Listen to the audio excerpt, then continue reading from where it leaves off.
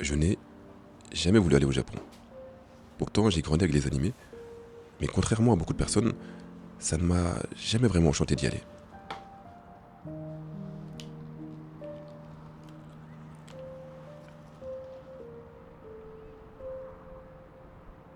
Je me suis toujours contenté de regarder mes séries à la maison. Ce rêve du pays du soleil levant ne s'était jamais vraiment éveillé en moi. Mais malgré tout, le fil du destin a fait que je me suis retrouvé là, dans ce pays.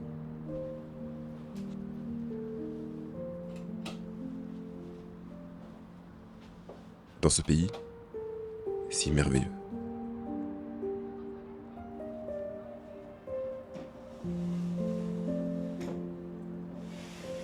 Avant tout, comprenez bien, moi je m'appelle Mams et j'ai toujours aimé les animés. Je me souviens du premier que j'ai découvert. C'était Naruto. Et par la suite, Bleach. J'étais encore très jeune à ce moment-là. Un jour, alors que j'arrive chez mon grand frère, je tombe sur un trésor. Un carton dans lequel il y avait une cassette. Une cassette de Naruto. En fouillant un petit peu, je trouve des mangas. Sur les couvertures, on pouvait lire le numéro des tomes. Tome 1, tome 2 et d'autres tomes. Et le titre, Bleach.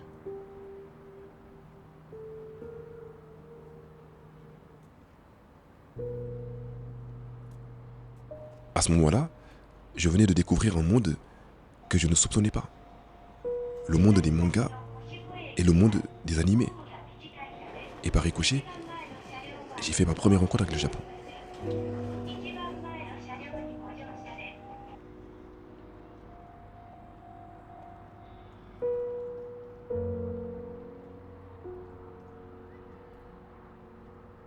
Par la suite, des années ont passé. Et je poursuivais toujours mes voyages à travers les différentes œuvres que je découvrais, au fur et à mesure. One Piece, SNK, mon préféré, Nicky Larson, GTO, un univers tellement vaste. Chaque animé était devenu un long voyage, où j'explorais des mondes inconnus. Mais dans mon cœur, je n'avais toujours pas réalisé que ces voyages, ces paysages que je découvrais, étaient inspirés d'un pays, le Japon. Et c'est drôle de réaliser ça que maintenant. Pendant si longtemps, je n'avais pas compris. Pour moi, c'était juste de la fiction. Même si ces personnages avec lesquels j'avais grandi avaient pris une importance dans ma vie. Luffy, Naruto, Eren, Onizuka, je n'avais toujours pas réalisé que tout ça provenait d'un pays, de près ou de loin, et de sa culture. Ce rêve du Japon ne s'était jamais vraiment éveillé. Parce que moi, j'étais bien dans mon pays, la France. Paris, Marseille, tout ça me convenait très bien. C'est le destin qui a dû intervenir pour que je me retrouve là, à 10 000 km de chez moi.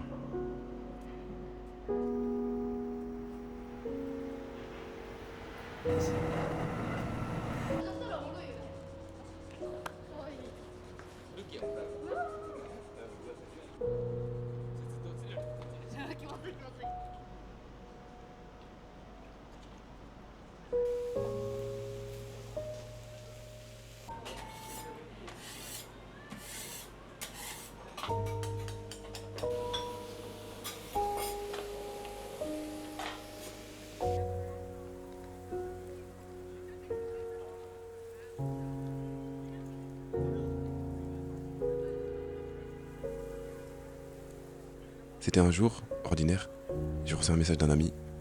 Mams, je prévois d'aller en Asie pour 2 mois. Je ne sais pas exactement quel pays je vais faire, mais je suis sûr de passer par le Japon. Est-ce que tu veux venir?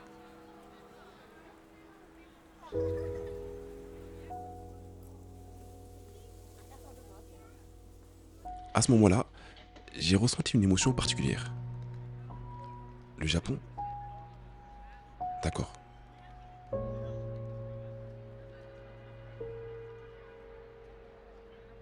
Et là, mon cerveau a commencé à faire tous les liens. Parce que finalement, même si je n'avais jamais vraiment rêvé d'aller au Japon, j'avais déjà passé des années à voir les morceaux, sans jamais vraiment me rendre compte. À travers les animés, à travers les mangas. mais aussi toutes ces vidéos que je voyais sur les réseaux. Un train au milieu d'un paysage magnifique, une rue de Tokyo éclairée en pleine nuit, un temple perdu quelque part dans les montagnes, et parfois même des choses beaucoup plus anciennes, les samouraïs, les ninjas, les sumo.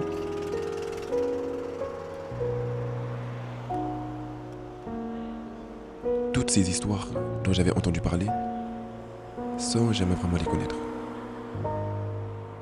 Même la nourriture qui faisait partie de cette image. Les ramen, les sushis et surtout ce fameux curry japonais que je voyais partout. Dans les animés ou dans les vidéos. Sans jamais y avoir goûté.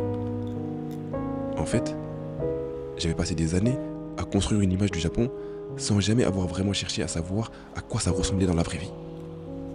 Et maintenant, j'avais enfin l'opportunité de pouvoir vérifier tout ça. Voir le Japon, le vrai. Est-ce que ce Japon que j'avais imaginé dans ma tête existait vraiment? Ou est-ce seulement de la fiction?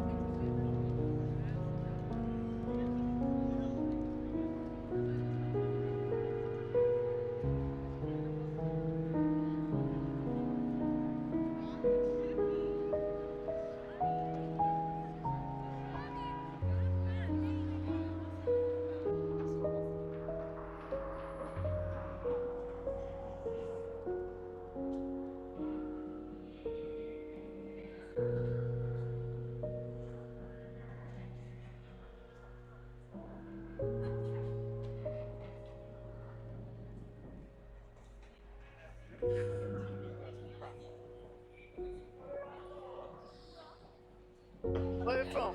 Paris. You You are in live? Yeah. Where are you from? Where are you from? Paris, France. France. Yeah, French, yeah. Police. You are in live? Yeah, live. Okay, live. I get my camera.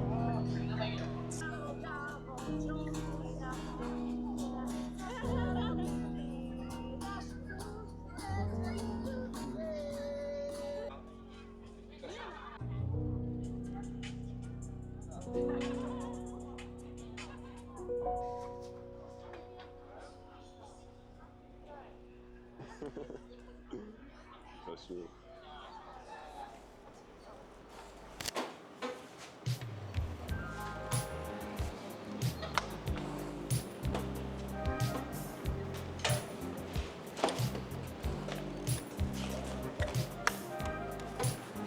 Dès les premiers jours, il avait constamment ce petit sentiment de déjà-vu. Pas parce que je connaissais déjà les lieux, parce que certaines choses faisaient directement écho à mon enfance. Une rue tranquille, un petit restaurant, un lycée, au milieu d'un quartier, des choses complètement normales ici. Mais que j'avais passé des années à regarder à travers des dessins. Sauf que cette fois, il n'y avait plus d'écran. Je pouvais entendre le train, sentir la nourriture, marcher dans les rues, regarder autour de moi. Et plus je me déplaçais, plus je réalisais que le Japon que j'avais dans la tête était en réalité beaucoup plus vaste. Parce que, en passant par Hiroshima par exemple, j'ai découvert une partie de son histoire que je ne connaissais pas.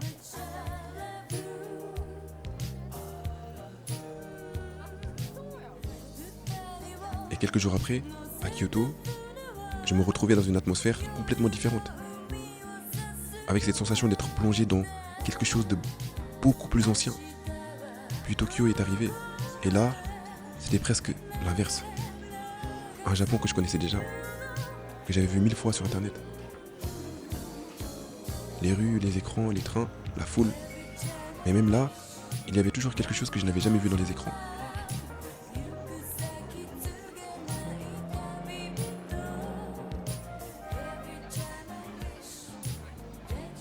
Les gens qui vont travailler, qui rentrent chez eux, qui vivent leur vie. Et c'est probablement ce qui m'a le plus surpris.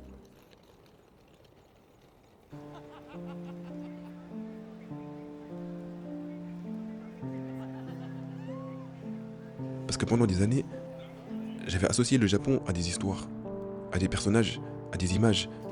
Et une fois sur place, je découvrais un pays qui vivait simplement sa vie.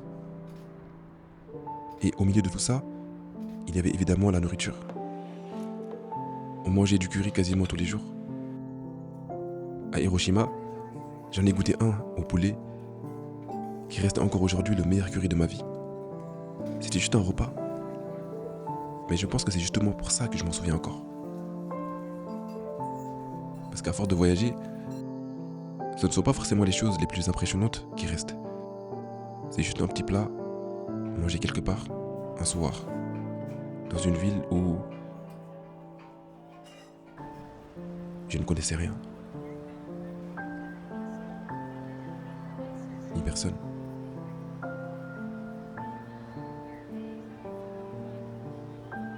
À l'autre bout du monde.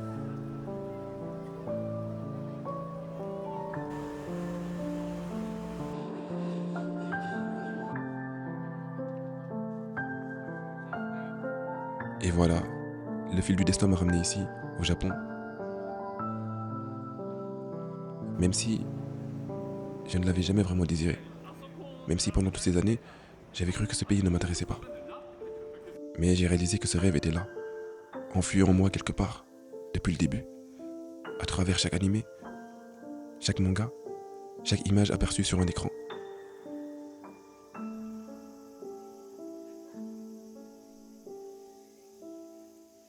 Le Japon était déjà en moi. Je ne le savais juste pas.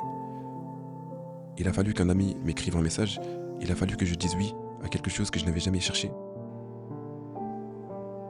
Pour que je comprenne que ce que je croyais fuir, je l'avais en fait embrassé depuis longtemps. Et maintenant je sais. Parfois, on connaît déjà nos rêves. On les porte, juste sans le savoir.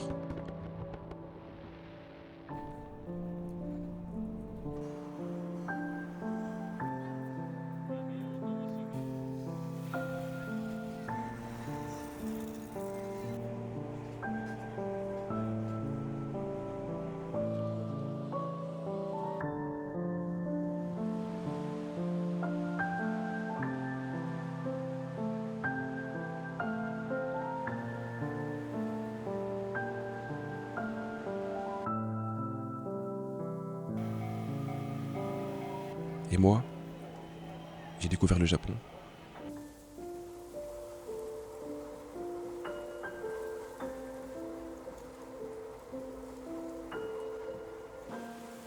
À travers le fil du destin.